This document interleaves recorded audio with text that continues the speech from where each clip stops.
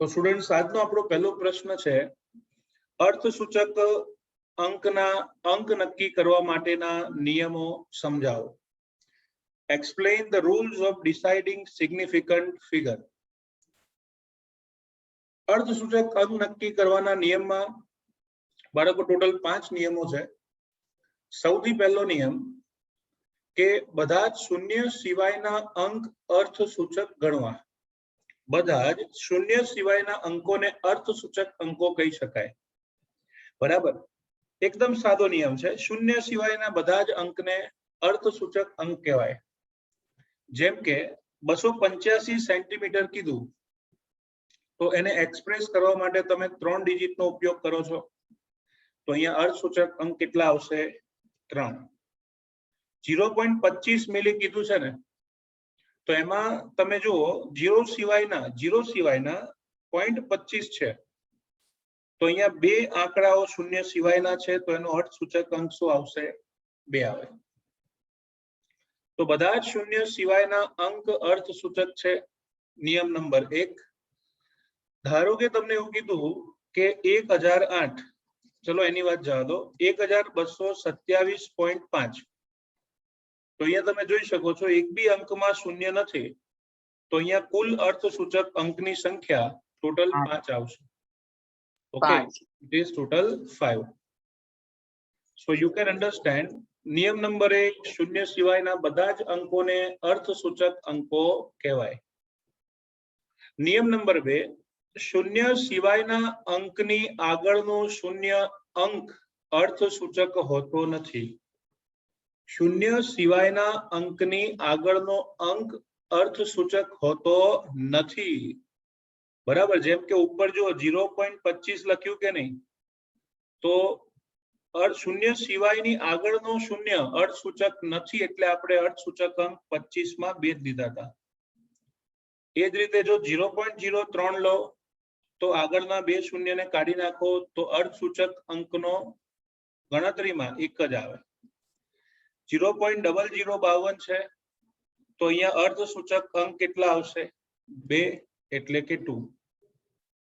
બરાબર, तो याद रखो शून्य सिवायना अंकनी आगळनो शून्य अंक अर्थसूचक होतो नथी।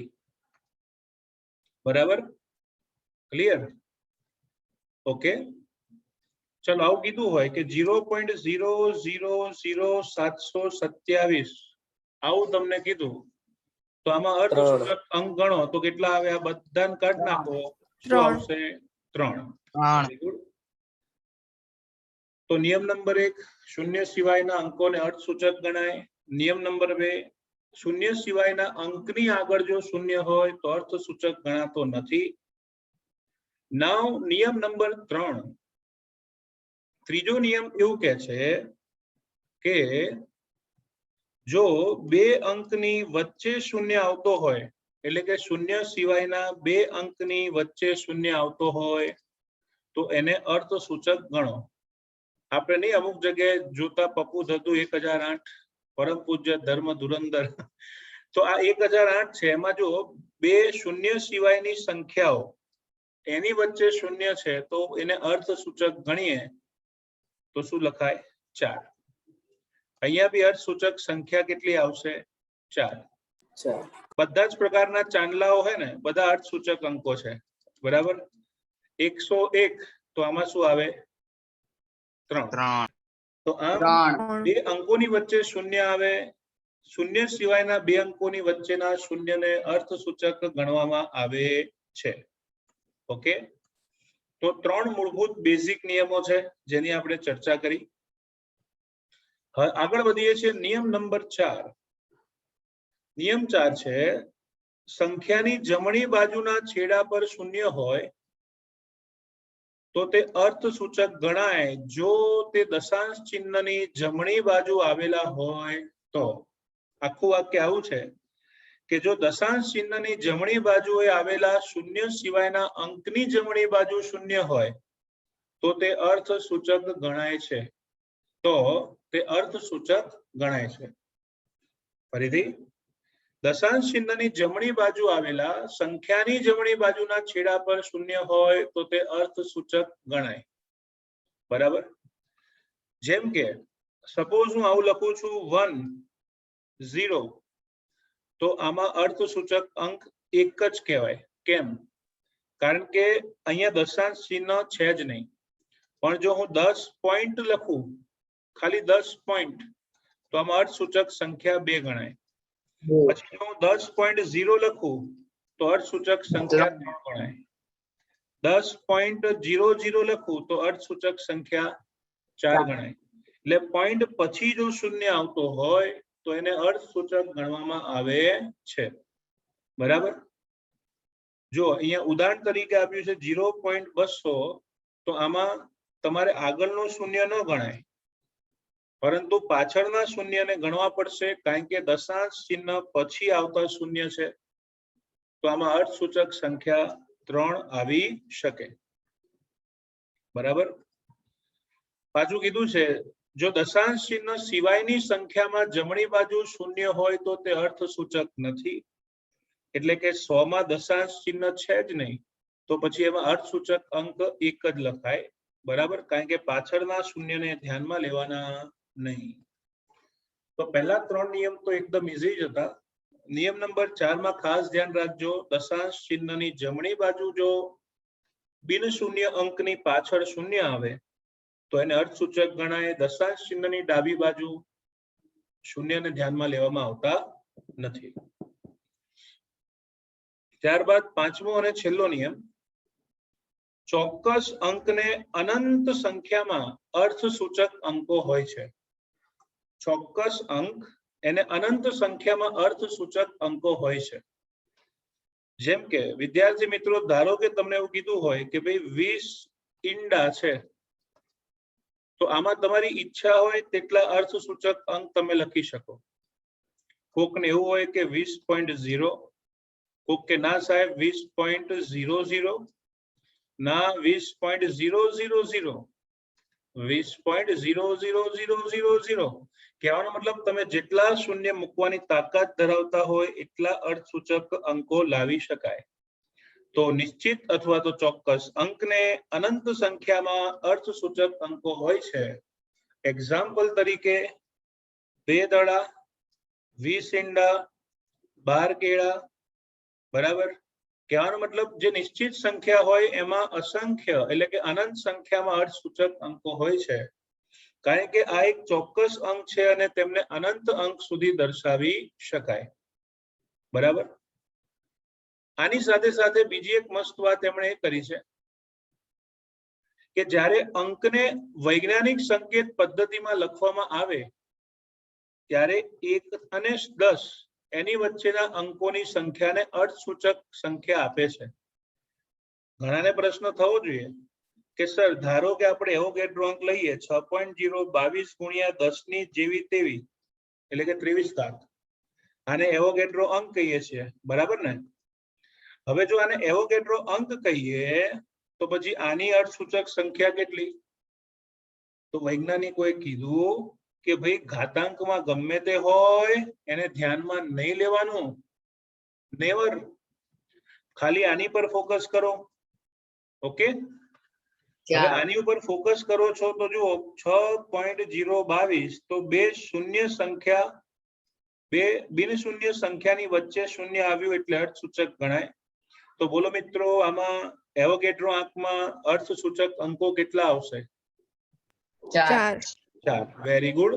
ટોટલ અર્થસૂચક અંકોની સંખ્યા આવશે 4. ઓકે. ટોટલ અર્થસૂચક અંકોની સંખ્યા આવે છે 4. આવું એકવાર નીટમાં પૂછાયું હતું. તમને એવું લાગે સાહેબ આવા ચેપ્ટરમાંથી શું પૂછાય? તત્વયોગ વિધિ પૂછાય ને? આવું સહેલું પૂછાયું હતું કે ભાઈ એવોગેડ્રો અંક એના સિગ્નિફિકન્ટ ફિગર કેટલા, એટલે કે અર્થસૂચક અંકો કેટલા? તો એમાં જવાબ આવશે 4. એટલે યાદ રાખજો, વૈજ્ઞાનિક સંકેત પદ્ધતિ હોય તો ઘાતાંકને ધ્યાનમાં નહીં લેવાનું, માત્ર ને માત્ર મુખ્ય આંકડાને ધ્યાનમાં લઈ ગણવું. ઉદાહરણ આપ્યું છે 4.01 ગુણ્યા 10 ની 2 ઘાત, તો આમાં અર્થસૂચક અંકમાં 3 આંકડા છે, તો જવાબ 3 આવશે. 8.256 ગુણ્યા 10 ની 3 ઘાત, તો આમાં 4 આંકડા છે એટલે 4 અર્થસૂચક અંકો આવશે, બરાબર. ચલો એ જ રીતે અર્થસૂચક અંકનો સરવાળો બાદબાકી. ટૂંકમાં 5 નિયમો તમારે યાદ રાખવાના. પહેલો નિયમ શૂન્ય સિવાયના બધાને ધ્યાનમાં લો. બીજો નિયમ આંકડાની આગળ એટલે કે બિન શૂન્યની આગળ શૂન્ય હોય ધ્યાનમાં નહીં લેવાનું. નિયમ નંબર 3, ત્રીજો નિયમ, બે બિન શૂન્ય સંખ્યાઓની વચ્ચે શૂન્ય આવે તો એને ધ્યાનમાં લેવાનો. નિયમ નંબર 4, પોઈન્ટની પાછળ એટલે કે જમણી તરફ દશાંશ ચિહ્નની જમણી તરફ જો બિન શૂન્યની પાછળ શૂન્ય હોય ધ્યાનમાં લો, દશાંશ ચિહ્ન વગર હોય ધ્યાનમાં ન લો. અને પાંચમું, કોઈ પણ ચોક્કસ સંખ્યા હોય તેને અસંખ્ય કે અનંત અર્થસૂચક અંકો હોય છે અને વૈજ્ઞાનિક સંકેત પદ્ધતિમાં ઘાતાંક વાળા પદને ગણવું નહીં, બાકીના આંકડામાં અર્થસૂચક અંકો ધ્યાનમાં લેવાના. હવે જો અર્થસૂચક અંકોના સરવાળા અને બાદબાકી આ કોઈ થિયરી નથી, એક મેથડ છે. એ ખાલી તૈયાર કરવાની, બરાબર. એનો જવાબ કઈ રીતે આવે ખાલી સમજવાનું રહેશે. વિદ્યાર્થીઓ તમને એવું કીધું હોય કે આ 3 સંખ્યાઓનો સરવાળો કરો, બરાબર. તમને એવું કીધું હોય કે ભાઈ ચલો 12.11 હું મારી રીતે લખું છું 12.11 18.0 અને 1.012 આ 3 સંખ્યાઓનો સરવાળો કરો અને જવાબ આપો. તો તમે કેલ્સીથી પણ આની ગણતરી કરી શકો છો, કોઈ મોટી વસ્તુ નથી. નિયમ ખાલી એટલું જ યાદ રાખવાનો છે કે જવાબને, આવું ટેક્સ્ટબુકમાં ચોખ્ખું નથી લખ્યું પણ યાદ રાખજો, જવાબને લઘુત્તમ અર્થસૂચક અંકમાં, જવાબને લઘુત્તમ અર્થસૂચક અંકમાં દર્શાવવો. ઓકે, આ શબ્દ તમારી ટેક્સ્ટબુકમાં પણ એડ કરી દેજો. ખાલી આટલું જ ઉમેરી દેવાનું કે જવાબને લઘુત્તમ અર્થસૂચક અંકમાં દર્શાવવું. હવે આનું સાદુરૂપ તો તમને કેસીઓ, કેડીઓ, ઓર્પેટ, બરાબર, કોઈ બી કંપની આપી દેશે કે ભાઈ 12.11 પ્લસ 18.0 1.012. તો જો અહીંયા કશું છે નહીં એટલે અહીંયા હું 2 મૂકીશ, પછી 1 વત્તા 1 2 આવે, પછી છેલ્લે 1 વત્તા 0 1 આવે, 8 ને 2 10 ને 11, વધી પડી 1, રૂપિયો રૂપિયો રૂપિયો, 31.122 જવાબ આવ્યો, બરાબર. 31.122 જવાબ આવ્યો. પણ આ પ્રોબ્લેમ છે જ નહીં, આનો જવાબ તમારો 31.122 આવ્યો. નિયમ શું કહે છે કે લઘુત્તમ અર્થસૂચક અંકમાં જવાબ લખવો. તો બાળકો 12.11 માં અર્થસૂચક અંક કેટલા? જવાબ આપજો તો બધા. 31.1. અચ્છા, 18.0 માં અર્થસૂચક અંક કેટલા? 1 3 પોઈન્ટ પછીનું શૂન્ય ગણવાનું હો મિત્ર. અને આમાં અર્થસૂચક અંક કેટલા છેલ્લામાં? 4. તો નિયમ એવું કહે છે કે લઘુત્તમ અર્થસૂચક અંકમાં દર્શાવવાના, એટલે છે ને અહીંયા 3 માં જવાબ લાવવાનો. હવે તમારા જવાબમાં અર્થસૂચક અંક કેટલા છે મિત્રો? 5. જવાબમાં અર્થસૂચક અંક ટોટલ 5 છે, તો 5 નહીં ચાલે, તમારે એને લઘુત્તમ અર્થસૂચક અંકમાં ફેરવવાના. તો આપણે શું કરવું પડે? પાછળના અંકોને ઉડાડવા પડે. આ પાછળના અંકોને ઉડાડવાની ક્રિયાને સન્નિકટન કહેવાય ગુજરાતીમાં, બરાબર. ઇંગ્લિશમાં એને કહેવાય રાઉન્ડિંગ ઓફ મેથડ. તો સન્નિકટન મેથડ છે, એમાં 3 અર્થસૂચક અંકો જોઈએ છે. તો ચલો 2 ને ઉડાડો, 2 ને ઉડાડો તો છેલ્લે આવશે 1. તો તમારો આન્સર તમે આ લખો 31.122, તો એ ખોટું છે. વૈજ્ઞાનિક પદ્ધતિમાં યોર પરફેક્ટ આન્સર ઇઝ 31.1. 3 અર્થસૂચક અંક સાથે જવાબ આ રીતે આપી શકાય. તો આટલું સ્પષ્ટ તમારી બુકમાં નથી લખ્યું, એ લોકો ગોળબડ ગોટાળા કર્યા. જુઓ, પરિણામોમાં મળતા અંકો બંને મૂળ અંકોથી દશાંશ ચિહ્નની જમણી બાજુના અંક કરતા વધારે હોઈ શકે નહીં. એટલે તમારો જવાબ છે ને એ દશાંશ ચિહ્નને ધ્યાનમાં રાખીને લેવો જોઈએ. આમના કહેવાનો અર્થ એટલો છે કે જવાબમાં અર્થસૂચક અંક મેક્સિમમ 4 હોવો જોઈએ, એનાથી વધારે ન હોવો જોઈએ. પણ નિયમ એ નથી. નિયમ એવો છે, એન્ટ્રન્સ એક્ઝામમાં પણ ડિટેલમાં આ જ શબ્દ વાપર્યા છે કે તમારા જવાબને લઘુત્તમ અર્થસૂચક અંકમાં દર્શાવવા. બરાબર? ઓકે, સો રિમેમ્બર, આ શબ્દ તમે તમારી બુકમાં લખી નાખજો કે ગુણાકાર હોય, સરવાળો કે બાદબાકી હોય, એમાં હંમેશા મળતા જવાબને લઘુત્તમ અર્થસૂચક અંક ધરાવતા ફોર્મમાં લખી શકાય. ઓકે, ચલો આગળ વધીએ. ગુણાકાર કરવાનો, બીજું કશું નથી. પ્રશ્ન છે મિત્રો, અર્થસૂચક અંકના ગુણાકાર ભાગાકાર. તમને એક આંકડો આપ્યો છે 2.5 ગુણ્યા 1.25. આવો કોઈ પણ આંકડો તમે પોતે પણ લઈ શકો છો. બેવના ગુણવાથી મળ્યું 3.125. ચલો ફટાફટ મને કહો, આમાં અર્થસૂચક અંક પહેલામાં કેટલા છે બાળકો? 2 1.25 માં અર્થસૂચક અંક કેટલા છે? 3 અને 3.125 માં અર્થસૂચક અંક કેટલા છે? 4 છે. બરાબર ને? તો 2.5 ગુણ્યા 1.25 અને અહીંયા હવે આ બંનેમાં અર્થસૂચક અંક લઘુત્તમ કોના છે? પહેલા આંકડાના છે. તો તમારે જવાબને લઘુત્તમ અર્થસૂચક અંકમાં ફેરવવાના. તો યુ મસ્ટ રાઇટ, જો 5 ને કેન્સલ કરો, 2 ને કેન્સલ કરો, સન્નિકટન, તો જવાબ આવશે 3.1. તો બહુ સિમ્પલ મેથડ છે. આ પેલું વાક્ય ખાસ બુકમાં એડ કરી દેજો કે રકમમાં આવતા અંકોમાં જેના લઘુત્તમ અર્થસૂચક અંક છે એ એટલી જ સંખ્યાના અર્થસૂચક અંકમાં તમારો અંતિમ જવાબ લખવો પડે. બરાબર? ચલો હવે તમે જોયું કે તમારો જવાબ 5 અર્થસૂચક સંખ્યા આવતો હતો. કેટલી અર્થસૂચક સંખ્યા આવતો હતો? 5. અર્થસૂચક સંખ્યા 5 આવતી હતી, એને 3 માં ફેરવવાની હતી. ઓકે, અર્થસૂચક સંખ્યા 5 આવતી હતી, એને 3 માં ફેરવવાની હતી. તો તમે પાછળના આંકડાઓને કેન્સલ કર્યા. આ જે ઘટના છે ને એને સન્નિકટન કહેવાય, રાઉન્ડિંગ ઓફ મેથડ કહેવાય, અથવા એવું પણ કહેવાય કે પરિણામોને સીમિત દર્શાવવાના. બરાબર?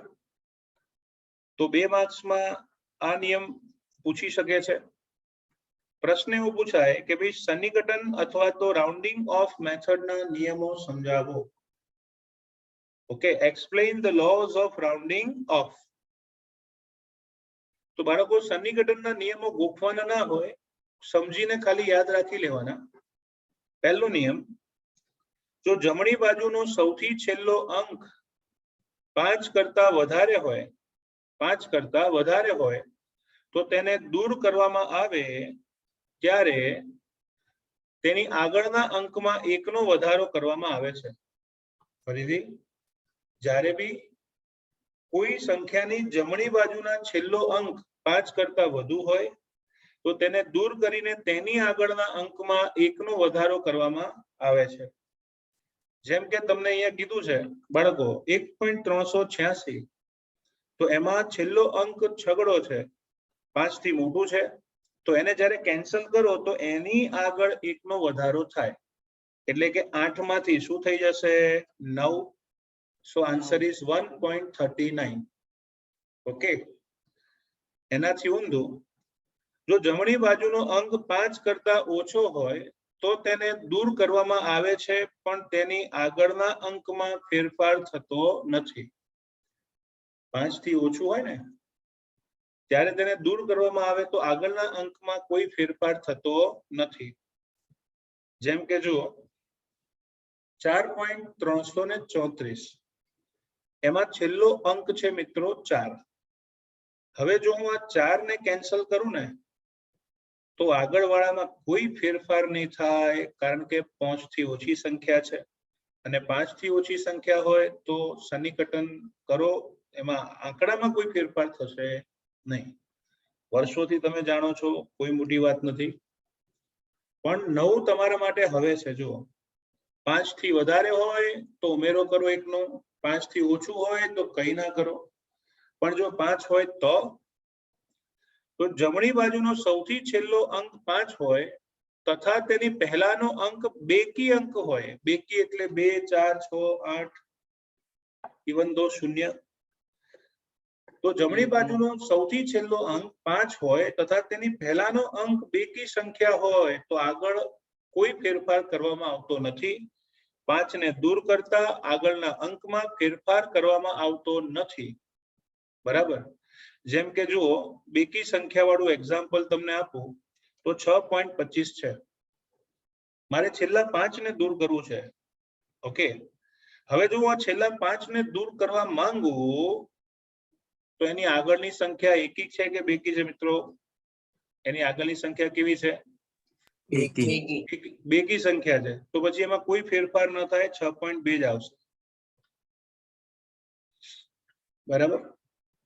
પણ જો 5 પહેલાનો અંક એકી હોય તો આગળના અંકમાં 1 વધારવામાં આવે છે.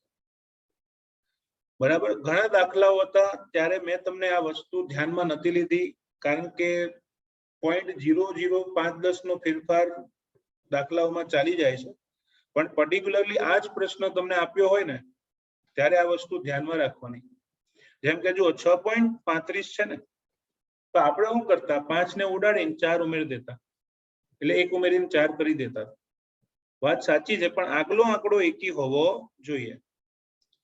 So you can see here 6.35 માં 5 ને દૂર કરવા માટે સન્નિકટન કરીએ તો આગળના 3 ને બદલે 4 લેવા પડે, એટલે પરિણામ શું આવશે? 6.4. ઓકે, તો સન્નિકટનના નિયમો તમને ખાસ યાદ આવી ગયા. હું પૂછું છું એનો તમારે અનમ્યુટ થઈને જવાબ આપવાનો છે.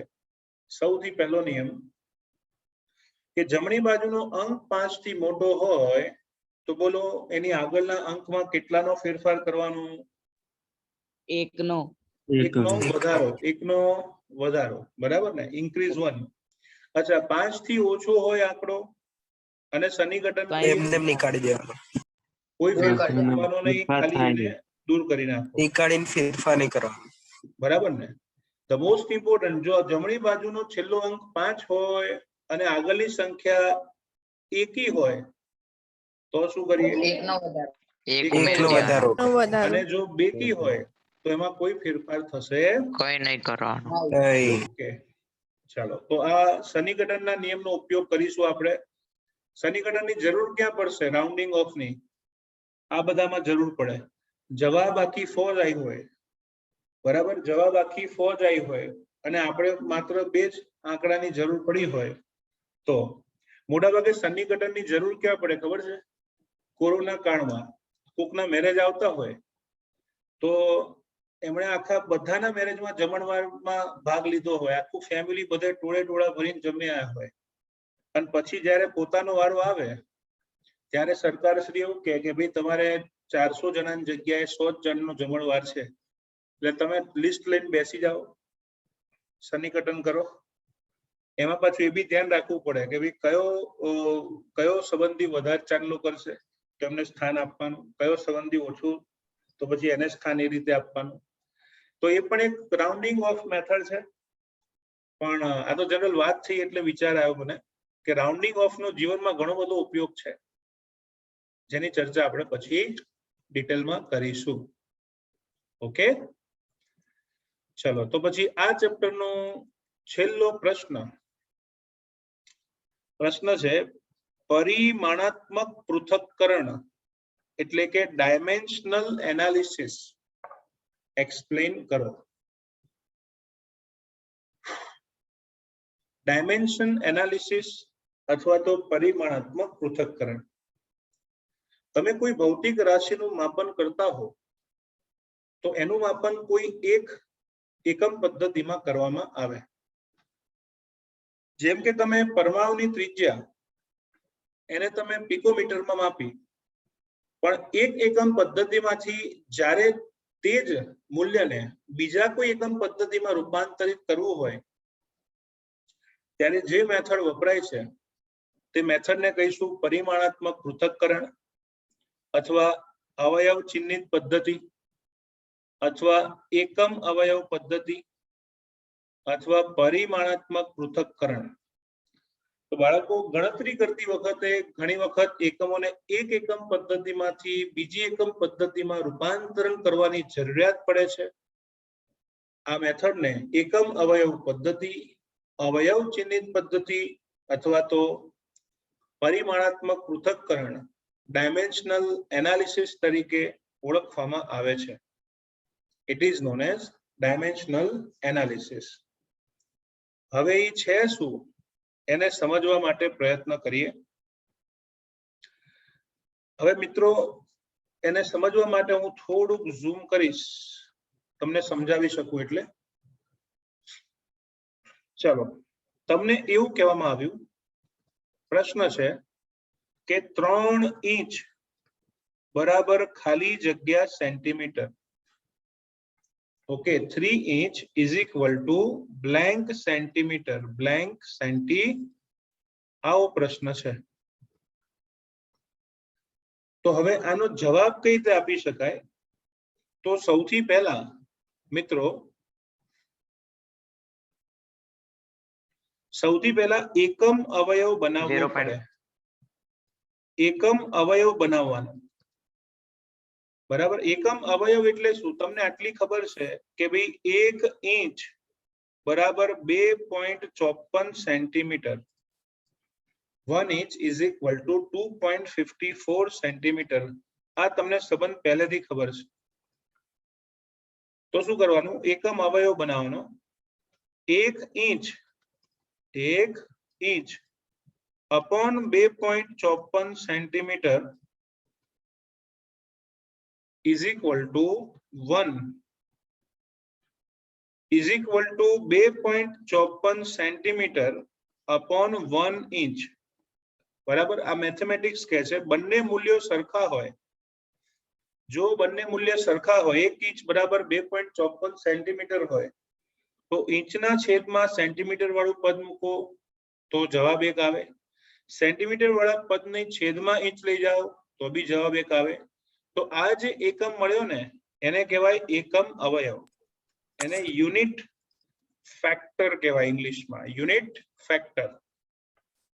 सो पहला तो छे ने तमने जे संबंध पूछ्यो छे ने एनो एकम अवयव नक्की करो, यूनिट फैक्टर नक्की करो। पछी शुं करवानुं? Only logic. प्रश्न लखुं छुं फरीथी, 3 इंच। ओके, तो सेम वस्तु अहींया लखुं छुं, 3 इंच गुणिया जे एकम ने तमारे दूर करवो होय ने ए छेदमां होवो जोईए। आपणी पासे एकम अवयव 2 छे। पहलो अवयव इंचना छेदमां सेंटीमीटर, बीजो अवयव सेंटीमीटरना छेदमां inch. Okay, we have 2 different unique factors. इंचना छेदमां सेंटीमीटर, सेंटीमीटरना छेदमां इंच। तमारे जेने दूर करवो होय ने एने छेदमां लेवानुं। तमारे कोने दूर करवा छे? इंच ने। तो इंच छेदमां होय ने एवा एकम अवयवनी पसंदगी करो। तो हूँ लखी शकूं ने अहींया 1 इंच बराबर 2.54 सेंटीमीटर अने आ गुणोत्तरनुं मूल्य तो एक ज आववानुं छे मित्रों। तो चलो इंच इंच शुं थशे? कैंसल। तो बस सादुरूप आपी दो, आवी गयो जवाब। 3 गुणिया 2.54।